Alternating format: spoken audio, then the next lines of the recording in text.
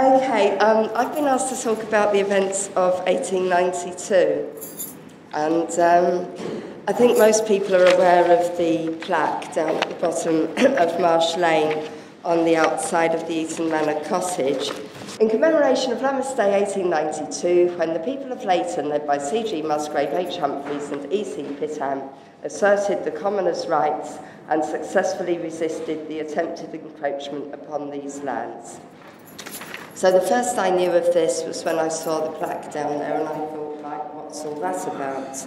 A good question. I didn't even know what Lammas lands were. The first thing that most people come across when they start looking is a version of the events of 1892 from the Story of Leighton, written by a chap called Weston in 1921. Now his version of events is taken from the preamble to the Leighton Lammas Lands Defence Committee's preamble to the rules for the Lammas Lands Prize, which was an essay writing competition for school children on the theme of the duties of citizenship, which required the entrants to make reference to the events of Lammas Day 1892. No other date, no other time in 1892, just the events of Lammas Day. And here's what he had to say, and it's very short.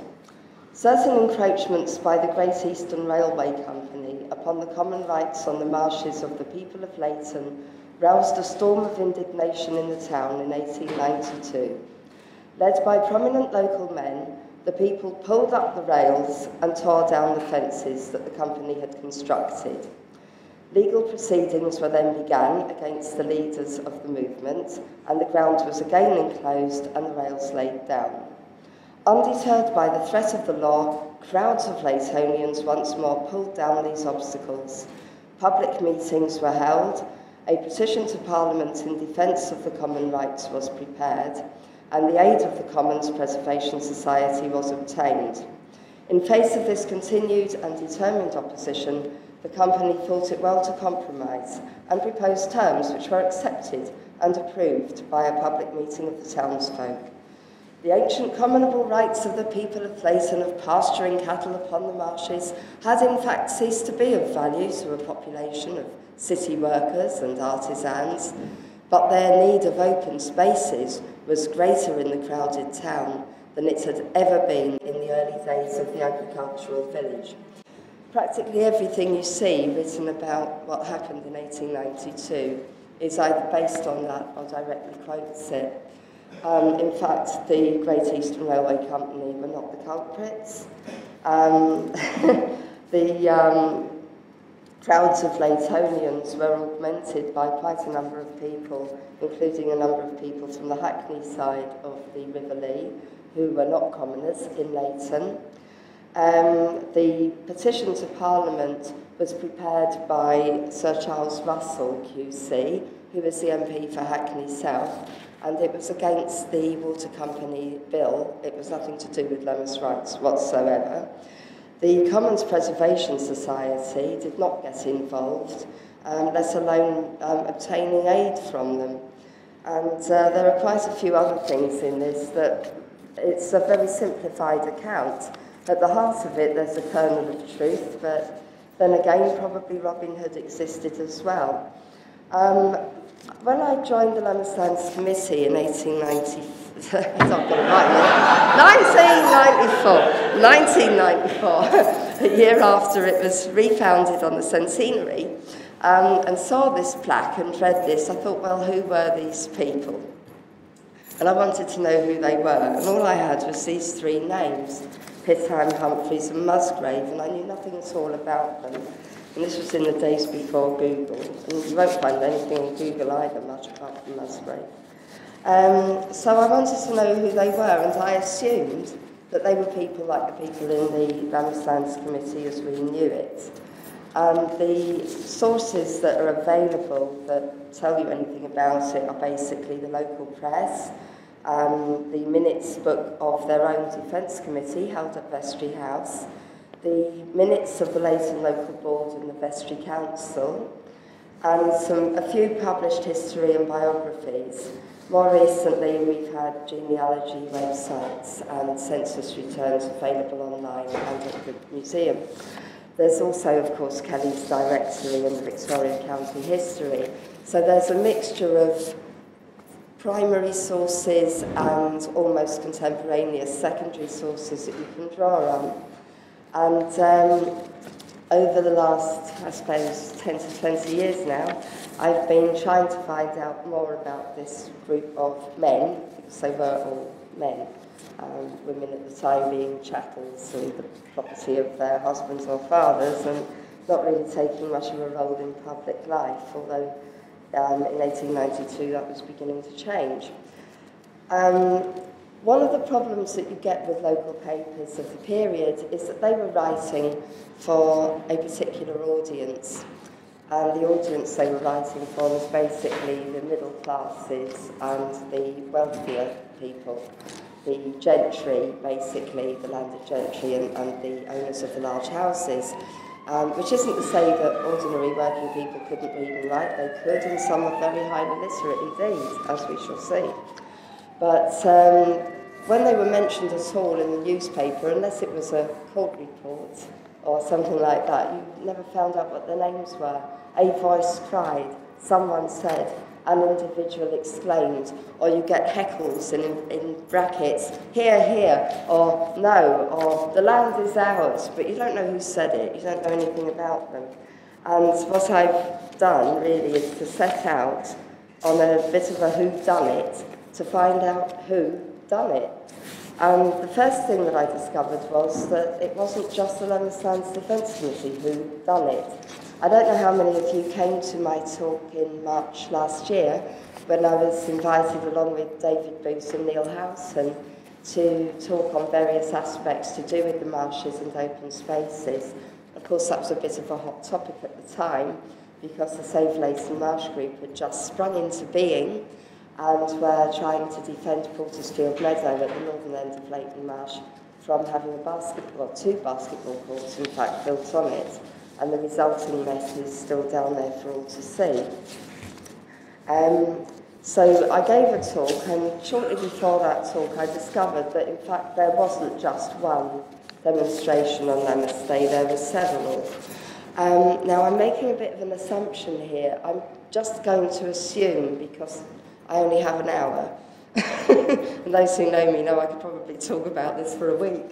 I'm going to assume that everyone knows where Leighton Marshes are, because I'm not talking about Walthamstow Marshes, it's just Leighton Marsh. Sorry? Yeah, it's in the parish of Leighton, which means it's to the south of Walthamstow. It's the land to the north of Lea Bridge Road, which is occupied by Portersfield, which is the meadow on the eastern side and the riding centre on the western side. And the levels continue further than that, but for all intents and purposes, that was part of the Great Common Mead, and it ended at the Blackmarsh Stream, roughly where the flood relief channel is. From there, the marshes extended southwards, went across the Walthamstow Slip, and ended up in Marsh Lane Fields, and continued right down. Well, at one time, they would have gone as far as Spitalfields, New Spitalfields Market and the Rockholt Road, but by that time, you're in the manor of Rockholt, so you're somewhere else. But that would have been Leighton Marshes, and all of it was subject to ancient rights of pasturage. I've popped this up on the wall here, but I think it may be a bit small. If there's anyone here who really doesn't know about the grazing rights, I'll just ask if someone could pass these round. Basically, you could graze your cattle from Lammas Day, which was the 1st of August, it's the old Celtic Midsummer's Day, through to Lady Day, 25th of March, under the old calendar, which was taken out in 1752. And that was then the year when the day when the year changed. So you'd have the 24th of March in 1621, and it would be followed by the 25th of March, 1622. We're used to it changing on the first day of the month, but it used to change on the 25th. So people had more or less forgotten that, including the Lemon Sands Defence Committee. They're actually recording their minutes in about 1894-5. what were the actual dates when people could raise their cattle. And they came to the conclusion that if it was the 1st of August that the cattle could go onto the marsh, then it ought to logically be the 1st of April when they came out. And that got reproduced and reproduced and reproduced, but they were in fact wrong.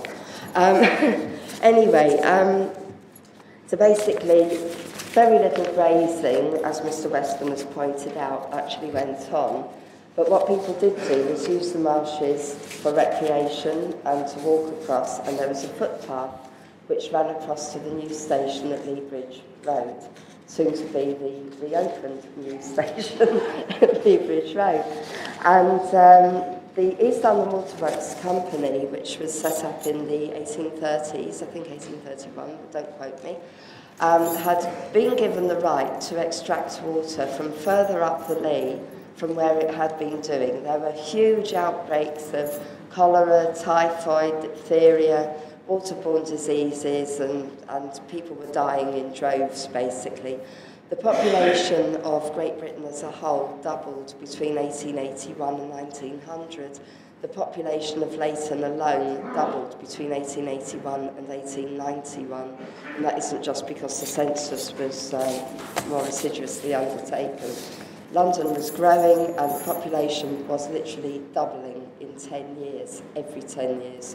And that is quite a frightening rate of increase. And there were water shortages and people were drinking filthy water. So the East London Water Company was given the right to extract water and filtrate it at the Middlesex filter beds by Lea Bridge. That was in Hackney, that was on the Hackney side of the tidal River Lea.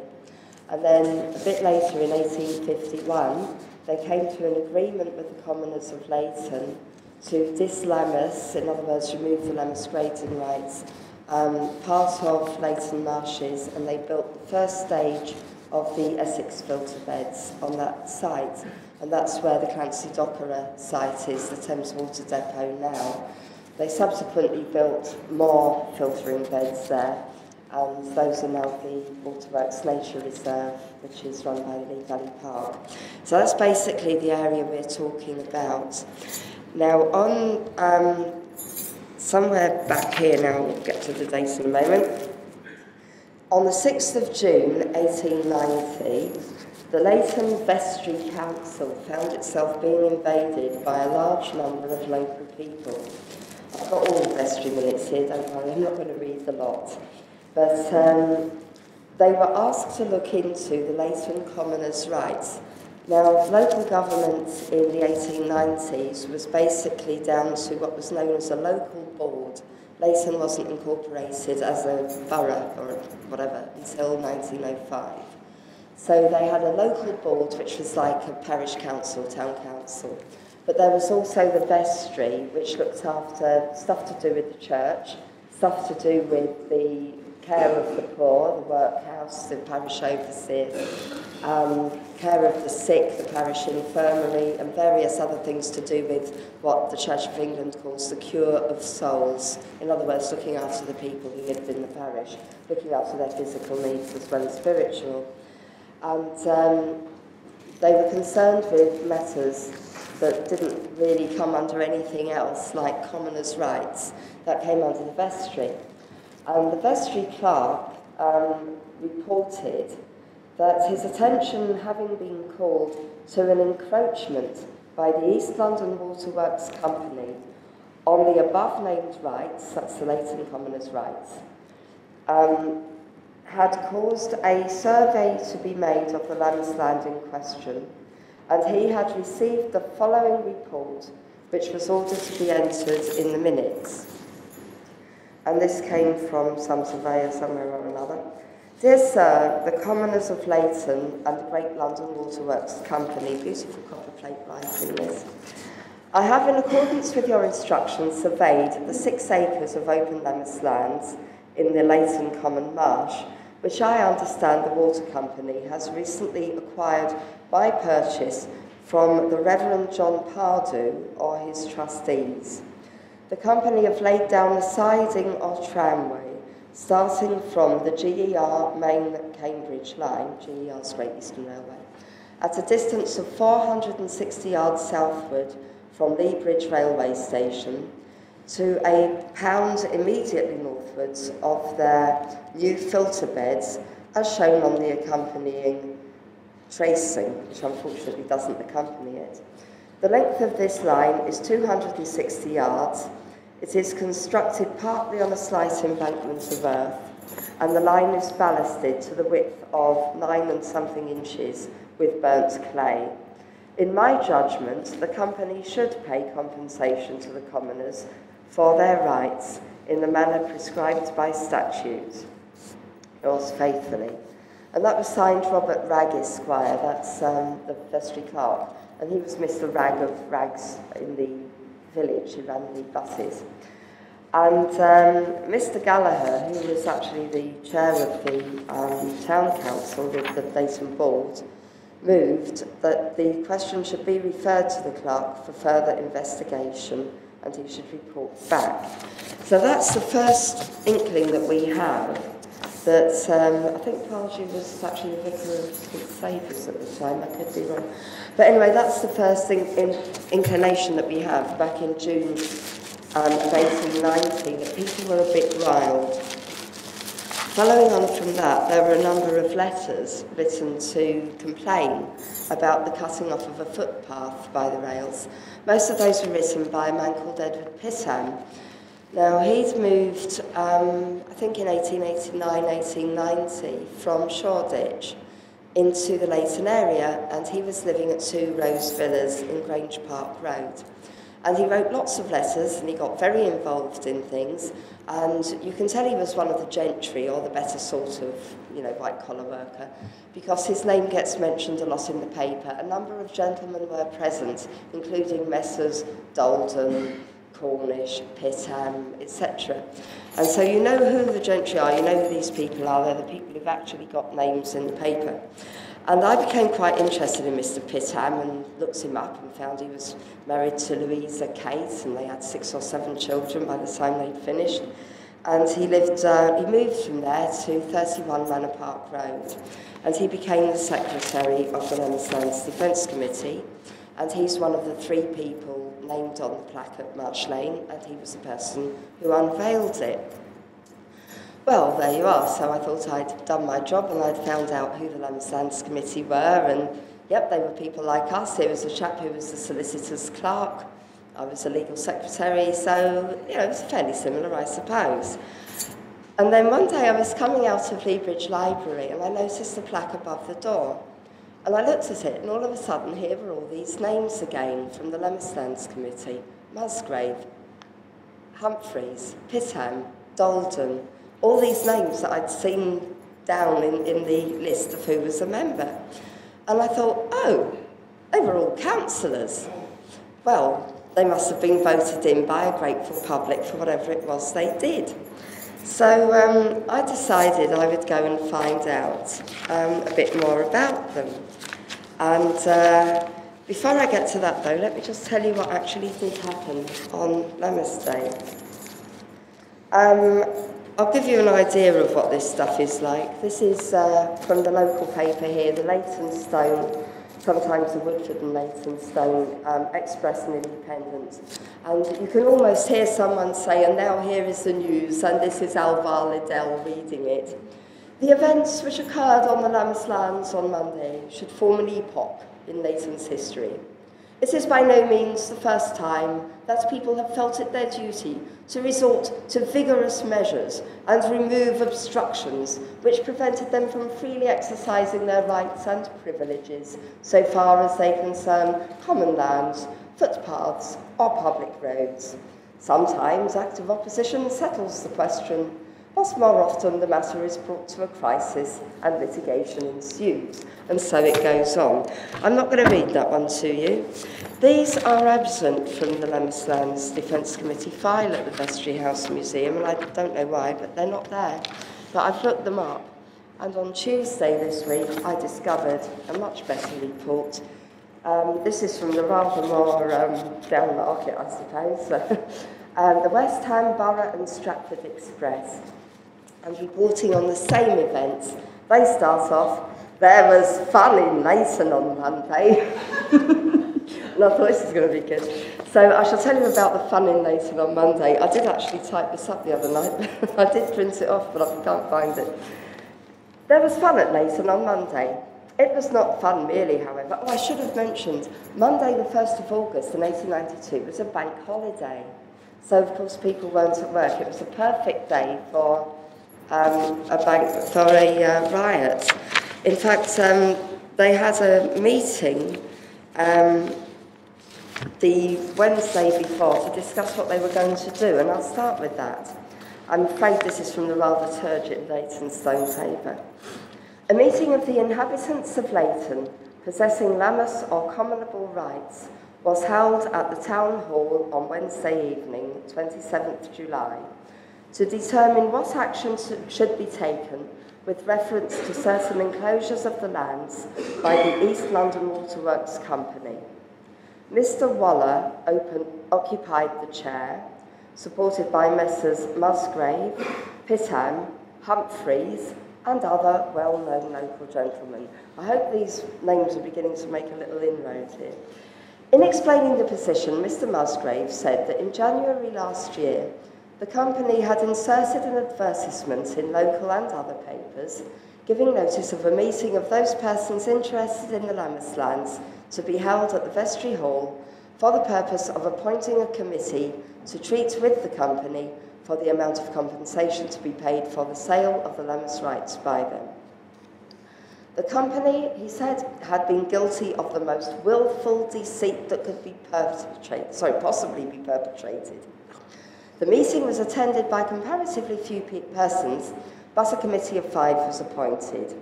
He, as a member of the committee, asked to be referred to the Act under which the water company had obtained power to acquire the land, but the vestry clerk failed to produce it.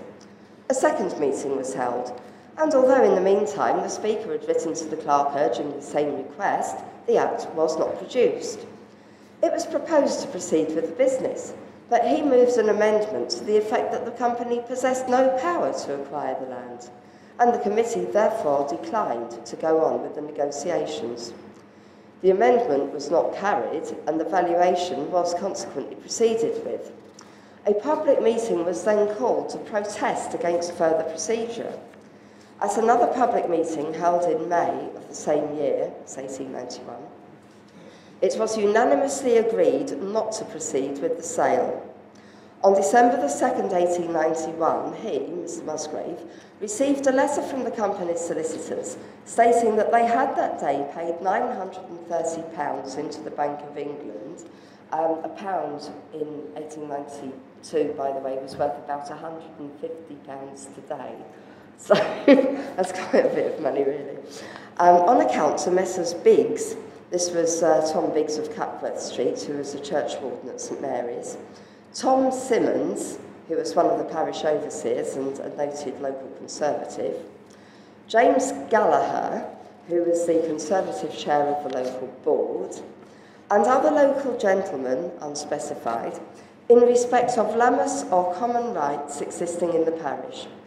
Mr. Musgrave said the amount had since been paid into court because the committee absolutely refused, at a meeting held on 27th May 1891, to take any further action. The company had tried to hoodwink the people when they said they possessed compulsory powers. Mr. Musgrave went on to say that a more flagrant, lawless act than that committed by the company he did not think it was possible to conceive. The people had possessed rights and they had absolutely refused to give them up, yet the water company demanded possession of those rights. Were they going to submit to that? Cries of no.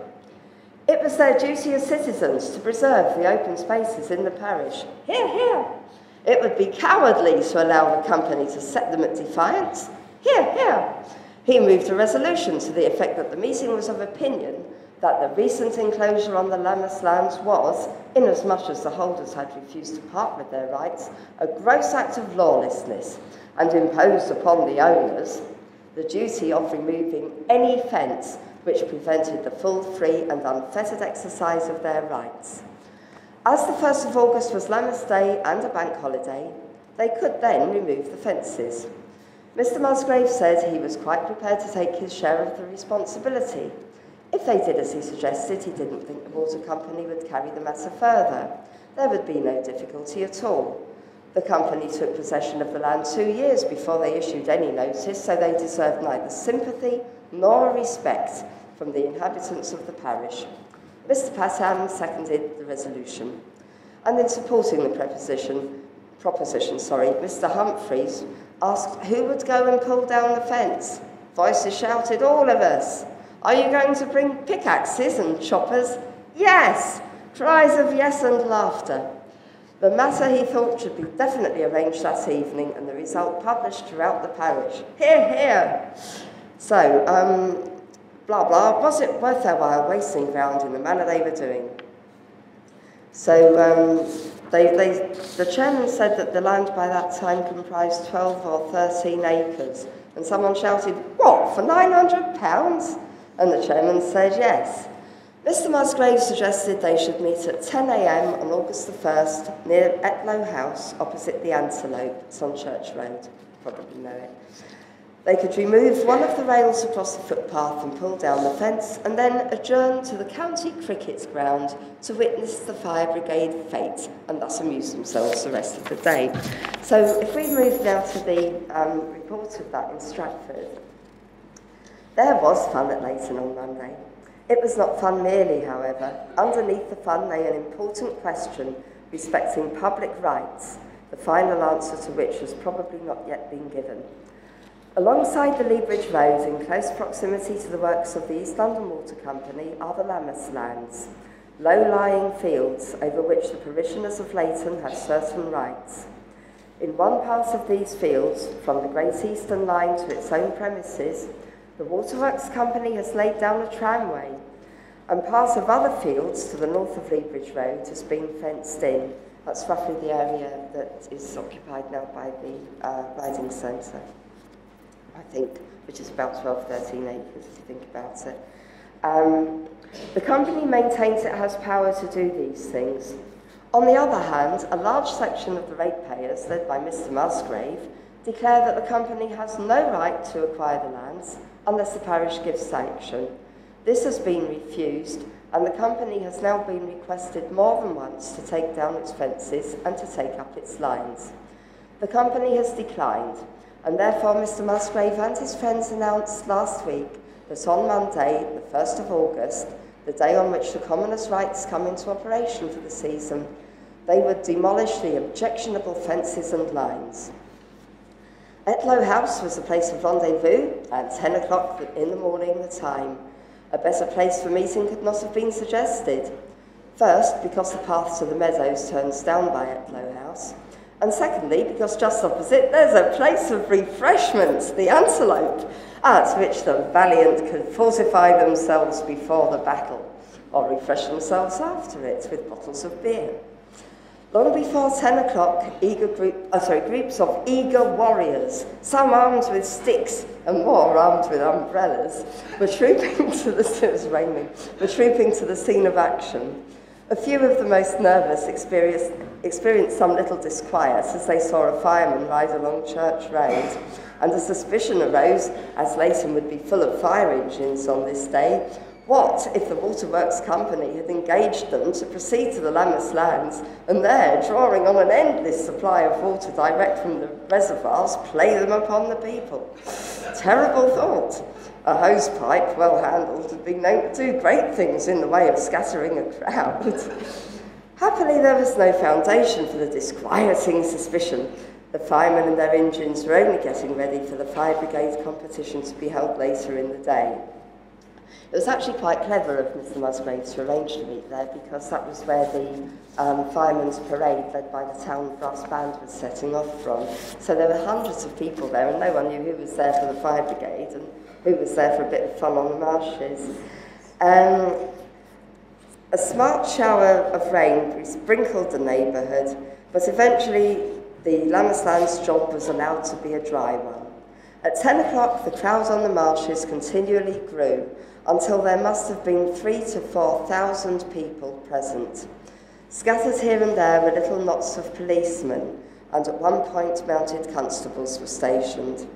It does actually mention in the other paper that there were some young ladies present, which I think is quite significant, actually. One or two solicitors had been attracted to the spot, of course without any thought of possible 6 and 8 pences, and a photographic artist was wandering to and fro.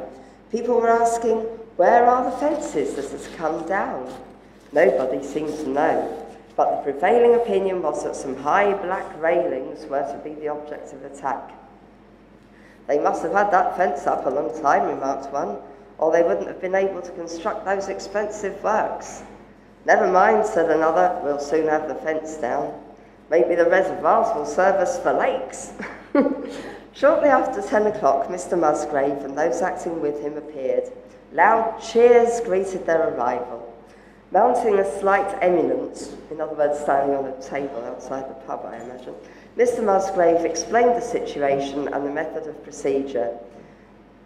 The fences objected to were on the far side of Lea Bridge Road and enclosed no works.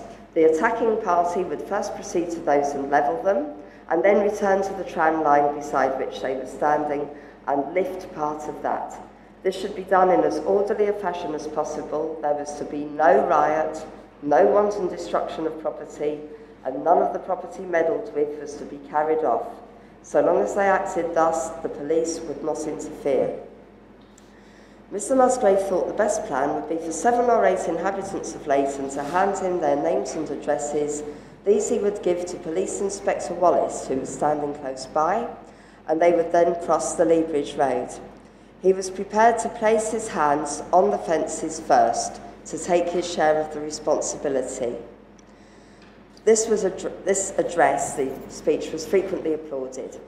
When he suggested names and addresses should be given, there was some laughter, but the laugh was immediately smothered by cheers and loud cries of, here's one, and here, Mr. Musgrave, I'm another, I'm Spartacus, oh no, sorry. And basically, he took the names of various people, which I won't read out, they're all here, and they all went along to the fence which had barbed wire along the top, and the multitude waited there until Mr. Musgrave had arrived. There's a lovely mention here that in one part of the ground a white bearded individual from Stratford attracted considerable attention. High over his head, fixed to the handle of a walking stick, he carried a card on which was written a verse from the 25th chapter of Leviticus, "The land shall not be sold forever." Apparently he was from Stratford, but they don't give his name, unfortunately. I won't read the entire thing, but I think you get the idea. They basically, hundreds of them, got hold of the fence and pulled it all over, and then went back across the marsh and lifted up all of the railings, and a crowbar had been produced, a heavy sledgehammer was produced, there was a saw. People had brought all kinds of stuff with them to take up the rails, and up they came. And that's basically what happened. At the end of the thing, Mr. Musgrave made a little speech saying that they had done what they came to do with as little injury to property as possible, and he was then carried shoulder high through the crowd. So that's basically what happened, and I don't know why that just disappeared from the Vestry House Museum, but anyway, there you are, it's all down there in Stratford. So now I knew what happened on Lammas Day, and it wasn't a riot, and that just seemed to be the end of the story. So the next thing I thought I would do is try and find out more about these chaps, and I knew that they'd become councillors, so I thought I'd go along and see, you know, what sort of people they were. So here's a few pictures. This is rather nice. This is taken from an election address. That's Mr. Musgrave. There he is. Can you see that? Yep. That's Mr. Christopher George Musgrave, I think. If I put it the right way up, it'll even have his name. Whoops, if I'm careful. There you are, Christopher George Musgrave, Esquire. Later, Sir Christopher. He actually got knighted for his services to the water industry. Not for what happened on Lammas Day, I hasten to add. No. Because this is Mr. Pittown, a Leighton man for Leighton Ward. Vote for Pitan. This is 1899. Eh? Like that. Hooray! There's Mr. Pitan. There they are, glasses. Ordinary looking enough chaps, aren't they, really? A couple of the other members of the Lammas Committee who got themselves elected. That's Edward J. That's our way round. Edward J. Davis. That was actually the school board election. I haven't found a photo of him on his others. He was the chair of the Lammas Defence Committee for pretty much all of its existence up to 1909, 1908, whenever it was it stopped. Nice chap, Edward J. Davis. And here's another one. Where are we? That's Alfred Edwin Dolden. There we are. Who actually says, I am a member of the Lammas Defence Committee, whose object is to safeguard the rights of the Lammas holders and to endeavour to preserve the Leighton marshes as open spaces for the people. Fine bunch of lads. And all I could tell about them was that most of them had stood for election as members of the Leighton and Leytonstone Ratepayers Association or League, depending on which election agent you had. And I thought that was it. I'd found them, I knew who my men were. And then something happened, which is I discovered that there were actually two further events that took place, and these were not actually organised by the Lammas Committee at all, and they're not mentioned. So this was where I started to think, well, who'd done it? What I've done here is pieced together two reports from Stratford and Leytonstone local press of the events that took place sometime later. This was on Saturday the 20th and Monday the 22nd of August. As we've seen, the rails were taken up and the fences were pulled down. And not long after that, the East London Waterworks Company unsurprisingly relayed the rails and put the fences back up. And this led to further public meetings. And so, let's see. There was a call from Mr. Musgrave, who'd actually been abroad on business, to meet with the commoners and explain what was going on, because by this time the company had also applied for an injunction and had issued a writ against Musgrave and Humphreys, although not against Mr. Pitan.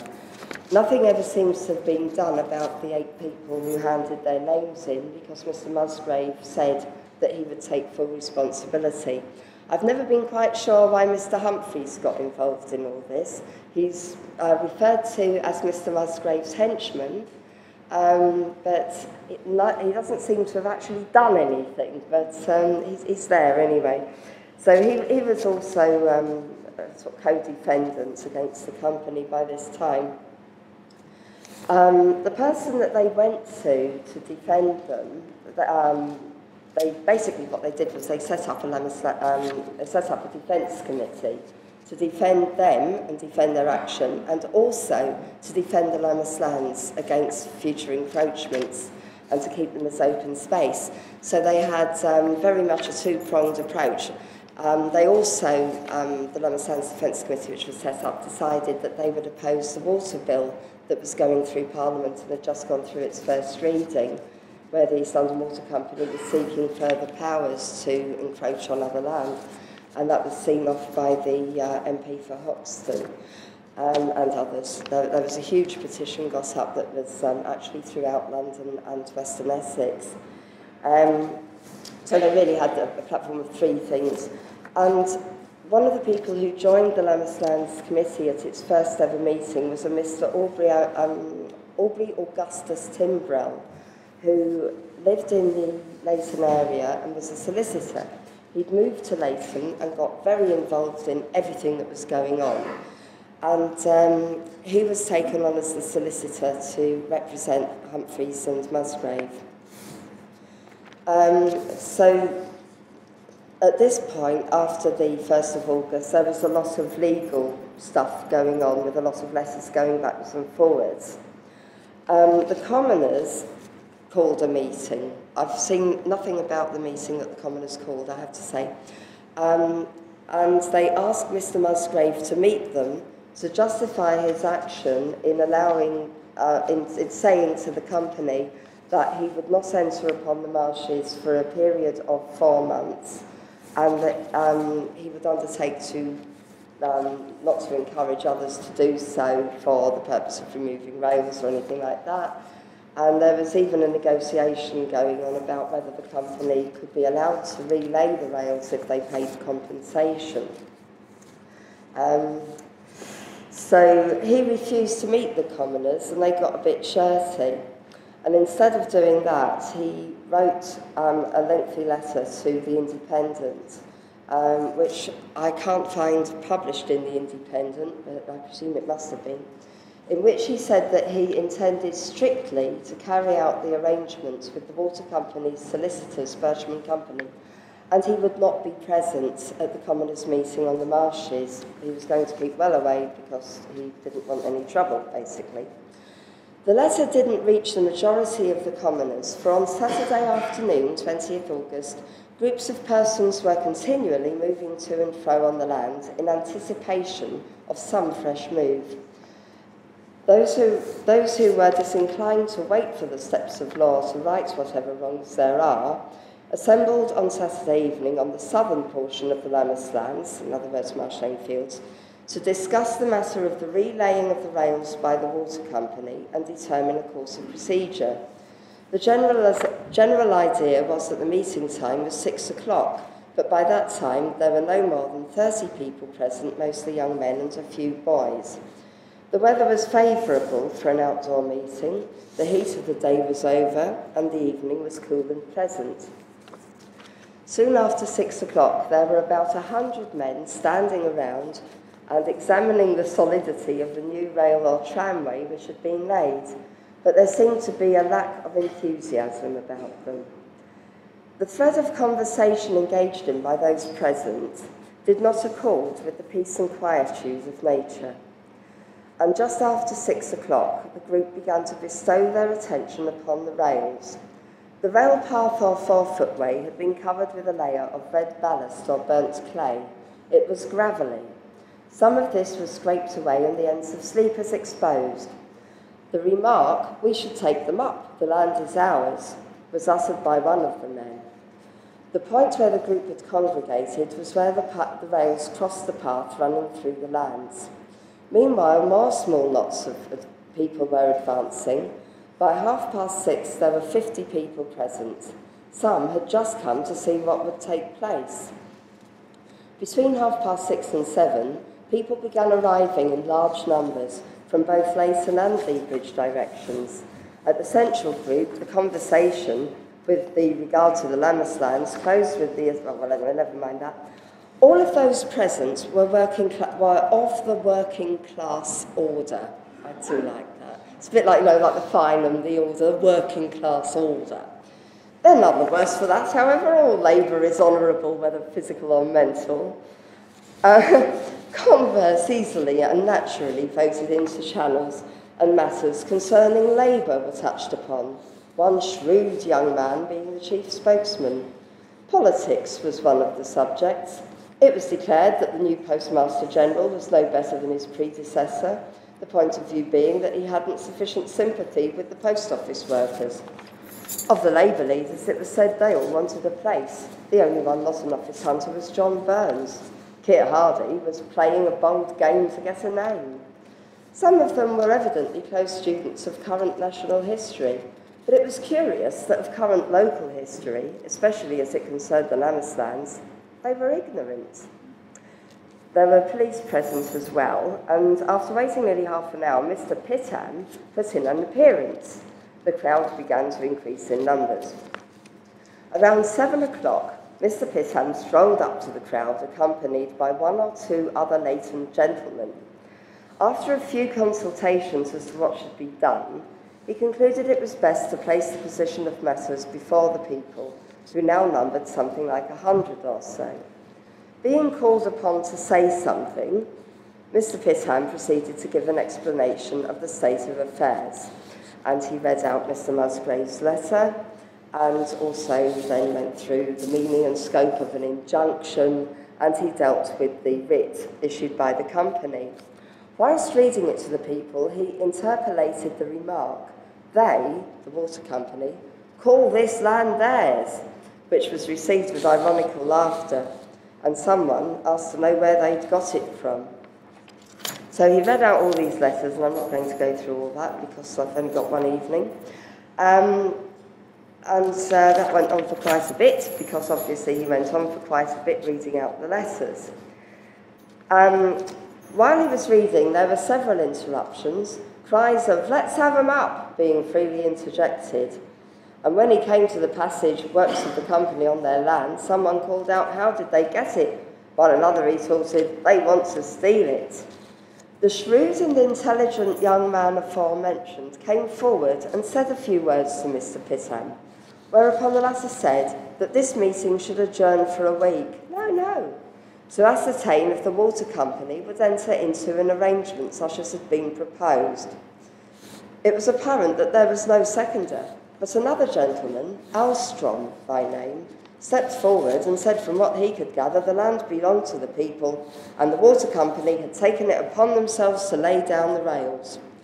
Mr. Alstrom, who had been present at several Labour meetings in the neighbourhood, roused the slumbering fires in the men around by stating that until the company had obtained an injunction, the commoners ought not to hesitate to maintain their rights. Unless there was an injunction out, they should at once exercise their rights and privileges and not wait for anything at all. This inflammatory speech was received with loud cheers and roused the passion of the younger portion of those present. Mr. Beazle, I take it he's one of the gentlemen, then counselled delay in case further writs were served, and was met with cries of no. Mr. Pitham then submitted a motion that they adjourn the meeting. Only 2 or 3 hands were held up for it, while a large majority voted against, though a number of people didn't hold up their hands at all. Mr. Pitham then left the crowd with the remark, "Very well, gentlemen, then I leave you to do as you please." For a few minutes there was a slight hesitation, and then a big fellow stepped forward and called out, "Come along, lads." This was all they wanted. The man led the way to the rails and commenced scraping away the ballast from the sleepers, which were firmly embedded. Some dozen others had followed his example, when Inspector Wallace rode up to him and told him that in the event of any riot, he would be held responsible. He immediately replied, "There's no riot, we only mean to have our rights." It's supposed to be a bit of a pun, I think, and continued the work he had begun. The police withdrew. A sergeant advanced to Mr. Pitham and asked for his name and address. This was refused. Mr. Pitham said he was perfectly well known and was not going to facilitate the service of writs. His response was greeted with cheers, and cries followed of, "Don't give names, let them find out, and let the company do their own dirty work." The crowd, which now numbered close upon 200 people, then confined their attention to the rails. A few ardent spirits commenced operations by getting at the sleepers on which the rails were placed. Someone shouted, "Why isn't the leader here?" "Oh, it's what they all do, you can't trust any of them." And another cried, "Mr. Musgrave has shown the white feather." Meantime, the breaking up of the line was proceeding very slowly in consequence of a lack of tools.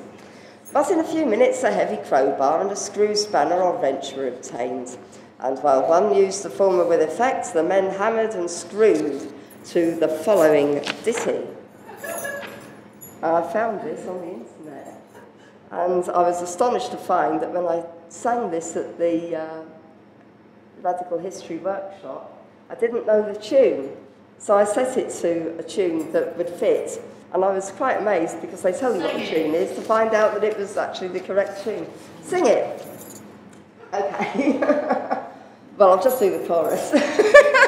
Work, boys, work and be contented, as long as you've enough to buy a meal. The man you may rely will be wealthy by and by, if he'll only put his shoulder to the wheel. Yeah? I'm not a wealthy man, but I've hit upon a plan that will render me as happy as a king. And if you'll and if you will allow me, I'll tell it to you now, for time, you know, is always on the wing. Work, boys, work, and be contented. And it goes on. Will fretting make you fat? No, there's nothing gained by that. Assist yourselves and fortune will help you. Tears are only vain. If defeated, try again. You'll find it all the better if you do. It's what the Victorians called a motto song, and it was written by a chap called Harry Clifton. He was actually born in Broxbourne, just up the Lee, Hoddesdon, sorry, just up the Lee Valley. And he was orphaned at an early age and was a very gifted musician and songwriter and became very famous for his motto songs. Anyway, here you are, work, boys, work and be contented. I'm sure David Cameron would approve. Anyway, never mind Mr. Cameron. Right, so this was merrily sung by a brawny, broad-shouldered, ruddy-countenanced individual whom a bystander termed the village blacksmith. The Village Blacksmith was a very popular poem at the time by Longfellow, and it's basically a poem about a bloke a bit like this, a sort of very self-sufficient chap who works as a blacksmith, basically. So basically they removed the railway, they removed the railway. And the leader informed the police that the crowd would not have that bit. About 100 yards of the line was taken up, considerably more than was removed on bank holiday. The advocates of delay in the matter are strongly inclined to blame Mr. Musgrave for absenting himself from the gathering, and even went so far as to say that if he hadn't been present, the line would not have been interfered with. Now, the company then went in on the Monday morning, and back went the lines. So on Monday evening, the commoners of Leighton, to the number of about 300, assembled on the Lammaslands for a third time to remove tramway lines placed there by the East London Waterworks Company. On the previous Sunday, part of the line extending for about 100 yards had been pulled up by the indignant commoners, but the company relayed them. Hardly had the company's workmen left the spot when the work of destruction again commenced. As on the previous occasion, the leader of the irate commoners was a blacksmith, whose name is said to be Brown of Homerton. Although intense excitement prevailed, order was maintained throughout, and no private property was damaged. The damaged rails and sleepers have since been removed by the company and placed within their fences. It is rumoured that the commoners now intend to remove other property of the company on the Lammaslands. They didn't actually, but that basically was what I found last year, and it led me to think, right, okay, I've been sitting here looking at the Lammaslands Defence Committee, the people who've got their names on every public building in Leighton, it seems, and thinking, who are these guys? All of a sudden, I've got, who are these other guys? Well, I thought I knew all there was to know about the Lammaslands Committee. They were good, well-meaning people, quite well off, well-paid white-collar workers and gentry and, you know, guys about town. They became councillors. They were interested in civic affairs. You know, people like, I don't know, I suppose Adrian Stannard, that kind of person. And then all of a sudden, a week before last, I saw something that made my eyes pop out. I suddenly saw all these names in an article. I'm afraid it's incredibly badly printed. That's Vestry House's microfiche printed for you. And here are all these names that I recognised. James Rowlands, I didn't know his name, he was an MP. Mr. E.J. Davis, Mr. William Volkman, Mr. E.C. Pittam, Mr. J. Embleton Smith, T.S. Taylor, R. Baker, James Baskett, Alexander, A. Cornish, W.J. Reid, Schmidt, Bowler, W. Hodge, Atwell, Brasted. And I thought, blimey, it's the Lammaslands Defence Committee. Leighton Liberal Association annual meeting. I nearly died. The annual meeting of the above association took place in Grange Park Hall on Wednesday evening, under the presidency of Mr. W.B. Whittingham, Liberal candidate for the Walthamstow division. This was back in 1892, but before the Lemmerslands thing happened. This was back in April. No wonder these guys had it all together. No wonder they knew all these solicitors. No wonder they had got this whole thing going. They all knew each other. They were all members of the same Liberal club. They were all members of... I was just astonished. I was absolutely astounded because I just thought they were ordinary people. Well, I suppose the Liberals are ordinary people in some ways, but I was absolutely astonished. So I sort of started looking into that, and it turns out that Mr. Pitham was actually the secretary. And the chairman said at this meeting they had an indefatigable honorary secretary in Mr. Pitham, who had been so successful as to secure blah, blah, blah. And I thought, good God, this was just a complete bolt from the blue. I had absolutely no idea at all.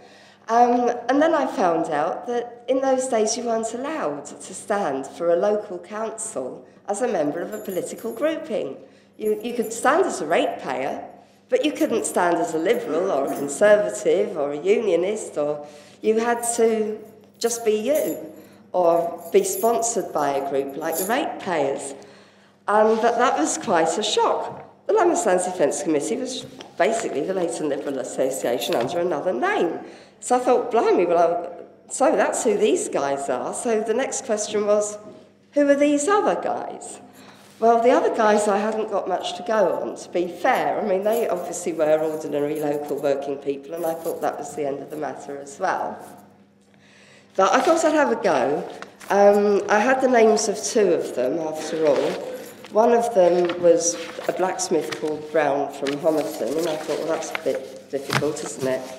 One of them was called Alstrom, unusual name, and I thought that might be a bit difficult, but I decided to have a go. And the other one, the leader in the debates and discussions, was simply described as a shrewd and intelligent young man. So I knew Alstrom had been seen around Labour clubs in the area. There were 35 Labour clubs in Stratford alone, so I imagine there were quite a lot of those. And I started digging around, and the first one I found was Mr. Brown. Now, I'm assuming that I've got the right person here. If I have got the right person, then his name was Charles Brown. He was born in about 1840 in Rochford, Essex, and he trained as a blacksmith.